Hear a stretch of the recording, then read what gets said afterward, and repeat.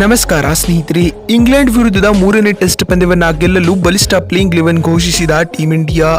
ಹಾಗಾದ್ರೆ ಭಾರತ ಹಾಗೂ ಇಂಗ್ಲೆಂಡ್ ನಡುವಿನ ಮೂರನೇ ಟೆಸ್ಟ್ ಪಂದ್ಯದ ಪ್ಲೇಯಿಂಗ್ 11 ಯಾವ ರೀತಿಯಾಗಿರಲಿದೆ ಗೊತ್ತಾ?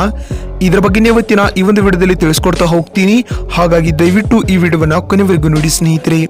ಅದಕ್ಕಿಂತ ಮುಂಚೆ ನೀವು ಕೂಡ ಟೀಂ ಇಂಡಿಯಾದ ಅಭಿಮಾನಿಗಳಾಗಿ ಈ ವಿಡಿಯೋವನ್ನ ನೋಡುತ್ತಿದ್ದರೆ ತಪ್ಪದೆ ಈ ಕೂಡಲೇ ಈ ವಿಡಿಯೋಗೊಂದು ಲೈಕ್ ಮಾಡಿ. ಹೌದು ಸ್ನೇಹಿತರೆ, ಭಾರತ ಹಾಗೂ ಇಂಗ್ಲೆಂಡ್ ನಡುವಿನ ಮೂರನೇ ಟೆಸ್ಟ್ ಪಂದ್ಯವು ಇದೇ ಫೆಬ್ರವರಿ 15ರಿಂದ ಅಂದರೆ ಬರುವ ಗುರುವಾರದಿಂದ ಆರಂಭಗೊಳ್ಳಲಿದೆ ಸ್ನೇಹಿತರೆ.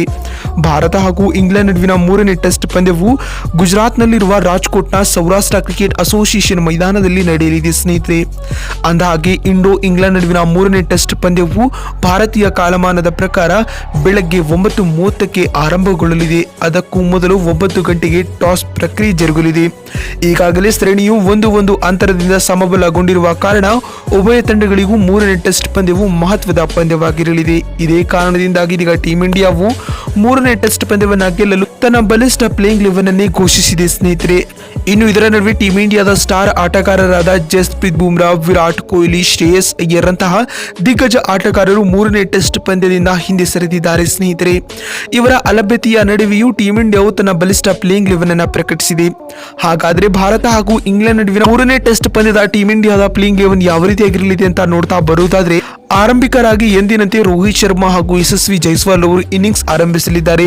ಒಂದು ಕಡೆ ರೋಹಿತ್ ರವರು ನಿಂತುಕೊಂಡು ಬ್ಯಾಟಿಂಗ್ ಮಾಡುತ್ತಿದ್ದರೆ, ಯಶಸ್ವಿ ಜೈಸ್ವಾಲ್ ಅವರು ಇಂಗ್ಲೆಂಡ್ ನ ಬಸ್ ಬಾಲ್ ಶೈಲಿಯಲ್ಲಿ ಬ್ಯಾಟ್ ಬೀಸುತ್ತಿದ್ದಾರೆ. ಇನ್ನು ಮೂರನೇ ಕ್ರಮಾಂಕದಲ್ಲಿ ಎರಡನೇ ಟೆಸ್ಟ್ ಪಂದ್ಯದ ಶತಕ ವೀರರಾದ ಜೈಸ್ವಾಲ್ ಕಾಣಿಸಿಕೊಳ್ಳಲಿದ್ದಾರೆ. ಇನ್ನು ನಾಲ್ಕನೇ ಕ್ರಮಾಂಕದಲ್ಲಿ ಶ್ರೇಯಸ್ ಅಯ್ಯರ್ ಅವರ ಅನುಪಸ್ಥಿತಿಯಲ್ಲಿ ರಜತ್ ಪಟಿದಾರ್ ಅವರಿಗೆ ಇನ್ನೊಂದು ಅವಕಾಶ ನೀಡಬಹುದು. ಇನ್ನು ಐದನೇ ಕ್ರಮಾಂಕದಲ್ಲಿ ನಮ್ಮ ಕನ್ನಡಿಗ KL ರಾಹುಲ್ ರವರು ಆಸ್ ಎ ಪ್ಯೂರ್ ಬ್ಯಾಟ್ಸ್ಮನ್ ಆಗಿ ಕಾಣಿಸಿಕೊಳ್ಳಲಿದ್ದಾರೆ. ಇನ್ನು ಆರನೇ ಕ್ರಮಾಂಕದಲ್ಲಿ as a wicket keeping cum batsman ಆಗಿ KS ಭರತ್ ರವರಿಗೆ ಇನ್ನೊಂದು ಅವಕಾಶ ನೀಡಬಹುದು.